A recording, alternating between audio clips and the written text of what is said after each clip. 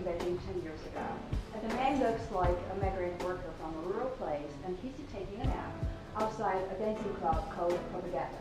And I think this is a very visual allegory of what's happening in the country, where many people have been waken up for a better flow of information, thanks to very sophisticated technologies of censorship and propaganda. So today I want to share with you those techniques for tinkering with reality. So information control is not a new problem or a problem for China alone. This is an example from chat from 60 years ago. So this is an original picture. The next picture, you can see that one of the comments was airbrushed out of the photo and also the feed stream. Now we have a better chance to collect evidence like this because the internet, archives everything. So that's why I've been collecting news stories from China for nearly 3 years. But the tricky part is how to tell if a web page has been deleted, because they often replace the content with something else, such as a cartoon making fun of a party leader, like, I don't like it, please deal with it. And then some people find a better use for this page. They put photos of missing children there, and the line goes, sorry, the page cannot be found, but the missing children may be. So the censored topics are not surprising at all. They are about gas spills caused by a natural disaster or shaky school buildings, land property development that is a huge contribution to the country's GDP. Solution, another byproduct of insanely fast growth of the economy.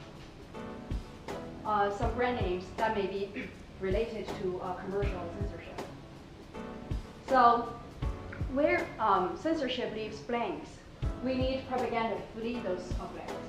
So this is an interesting chart showing frequency of news coverage of several topics. On the top right, you can see a kind of a normal coverage of the country's Congress meetings that are scheduled in spring. And also you can see the media coverage appears around the same time, and during the off time you can still see some coverage. But what is abnormal is the big blanks left on the bottom. That is coverage of Guo Xilai and Zhou Yonggang, two top leaders of the country. If we line up the news coverage, we can see something more interesting. For instance, during the power struggle between Xi and Guo, all of a sudden we saw the coverage of Sankaku Islands, and those islands haven't been there for thousands of years. And once Guo lost the game, and then Xi gained power, we can see that the coverage of Zhou Yonggang disappeared completely. This is very strong evidence of pre-censorship. And also we can see the coverage of Xi Jinping goes up together with the coverage of anti-corruption campaign. That is good if the campaign is used to improve ordinary people's lives or simply make them look like human beings, but of course also it can be used to get rid of political enemies. We don't know because we don't know how top dogs in the government are elected or ranked.